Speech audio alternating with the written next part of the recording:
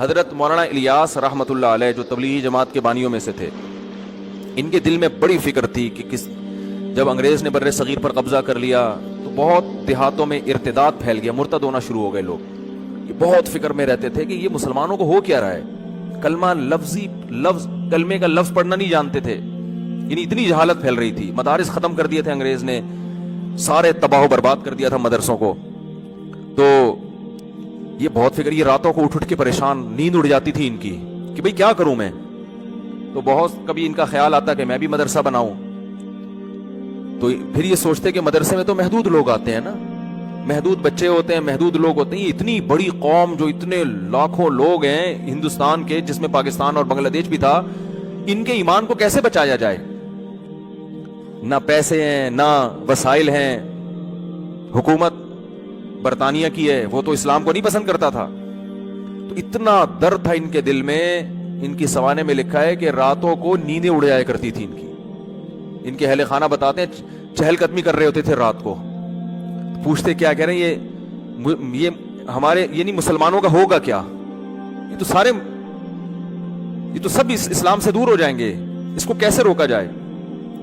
تو اللہ نے ان کے ذہن میں یہ ترکیب ڈالی کہ بھائی کوئی الگ سے مدرسہ بنانے کی ضرورت نہیں ہے، کوئی انسٹیٹیوٹ بنانے کی. یہ روایتی طریقے ہیں جو صدیوں سے آ رہے ہیں، چلتے رہیں گے.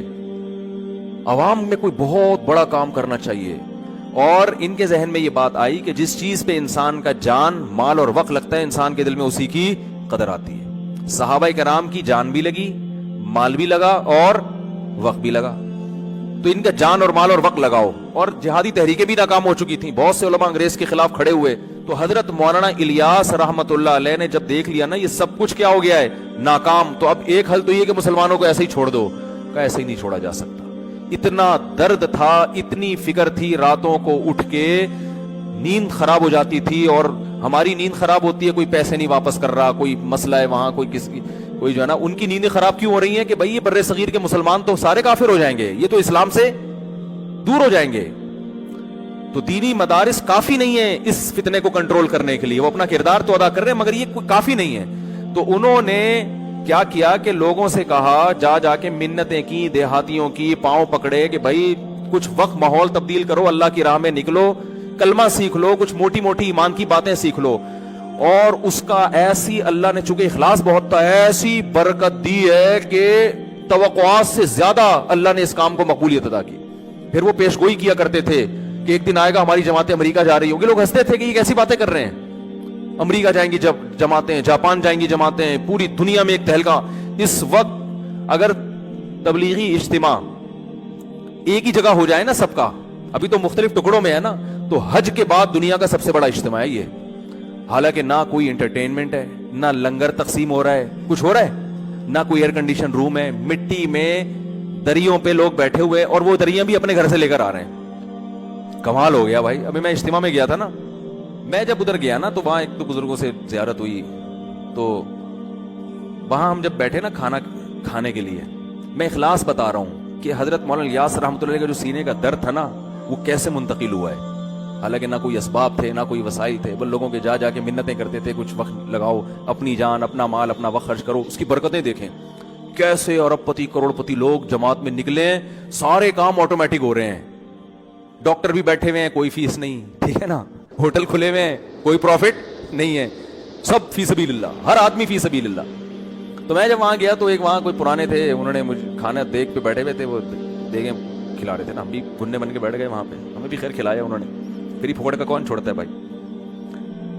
تو میں نے کہا یار یہ دیگ پہ کون بیٹھا ہوا ہے. تو انہوں نے بتایا یہ کتنی فیکٹریوں کے مالک ہیں، یہ کتنے کروڑ پتی آدمی ہیں، اور دیکھو کیسے اپنے آپ کو کیا کر دیا.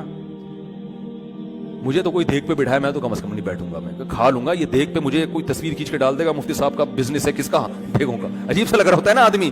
میں بکری کے ساتھ تصویر کھنچوانے کے لیے تیار ہوں، بریانی یا قورمے کی دیگ کے ساتھ مجھے تصویر کھنچواتے ہوئے بڑی شرم آتی ہے، کیونکہ ایسا لگے گا ان کا کیا ہے، یہ دیگوں کا کام کر رہے ہیں. ہمیں تو بڑی شرم آتی ہے، ہم تو نہیں بیٹھ سکتے. لیکن ان کا جگر ہے کہ نہیں ہے. اٹھ کے آ جاؤ. دیگ پہ بیٹھتے ہوئے انسان کو شرم آتی ہے. میں نے دیکھا یار دیگ پہ بیٹھ کے کیا کر رہے ہیں، اور ایک نہیں ہے، لاکھ ہزاروں لوگ تبلیغ میں جڑے ہوئے ہیں.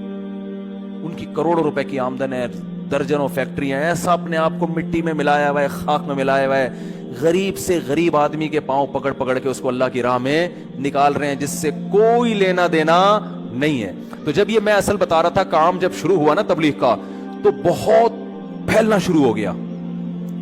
حضرت مفتی محمد شفیع صاحب رحمۃ اللہ علیہ ایک دفعہ گئے حضرت مولانا الیاس رحمۃ اللہ علیہ کی عیادت کے لیے, بیمار ہو گئے تھے.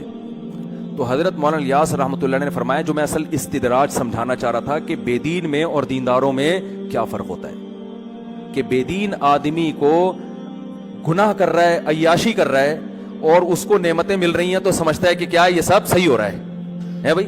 اور جو اہل اللہ ہوتے ہیں وہ تقوی اختیار کرتے ہیں, اور ان کو عیاشی نہیں بلکہ ان کے دین کے کام میں برکت ہو رہی ہے, تو وہ سمجھ رہے ہوتے ہیں شاید اللہ کی طرف سے ڈھیل نہ ہو, کہیں ایسا نہ ہو اللہ ناراض ہو اور اللہ نے کہا چلو ابھی کام کو پھیلنے دیتا ہوں. تو حضرت مولانا الیاس رحمۃ اللہ علیہ بیمار تھے. حضرت مفتی محمد شفیع صاحب رحمہ اللہ تعالی نے ان کے پاس گئے, تو حضرت مولانا الیاس رحمۃ اللہ نے فرمایا کہ تبلیغ کا کام اتنا پھیلتا جا رہا ہے, مجھے ڈر ہے کہ یہ اللہ کی طرف سے ڈھیل نہ ہو. آپ اندازہ لگاؤ کہ ایسا نہ ہو کہ اللہ ہم سے ناراض ہو اور اللہ وقتی طور پہ ترقی دے رہا ہو ہم کو, کہ چلو فی الحال تم جو کام لے کے چلے تھے میں اس کو پھیلا رہا ہوں, لیکن اندر سے اللہ کیا ہو, ناراض ہو, اور آخر میں ہمیں کہیں پکڑ نہ لے. تو حضرت مفتی محمد شفیع صاحب تھے مفتی, حقیقی مفتی. ایسے نہیں کہ آج پتھر اٹھاؤ تو کیا نکلتا ہے, ہر پاگل سے پاگل کیا بنا ہوا ہے, مفتی بنا ہوا. اتنا تو وہ جو تھے حضرت مفتی شفیع صاحب رحمۃ اللہ علیہ واقعی مفتی تھے. تو انہوں نے فرمایا کہ یہ استدراج نہیں ہے, استدراج بولو نہیں ہے, یہ ڈھیل نہیں ہے, آپ تسلی رکھیں. کہا آپ کو کیسے پتا چل گیا ڈھیل نہیں ہے؟ کہا اگر یہ اللہ کی طرف سے ڈھیل ہوتی نا تو آپ کو یہ خوف نہ ہوتا کہ یہ ڈھیل تو نہیں ہے. خاندانی جواب دیا کہ نہیں دیا؟ کیونکہ جب ڈھیل ہوتی ہے تو اس میں انسان یہ سمجھتا ہے کہ یہ نعمتوں کی بارش ہو رہی ہے مجھ پر, وہ تو اترانے لگتا ہے. جس کو یہ خوف ہے کہ بھئی آزمائش نہ ہو, یہ خوف اس کی علامت ہے کہ یہ ڈھیل نہیں ہے, یہ اللہ کی طرف سے برکت ہے, کام کی مقبولیت ہے.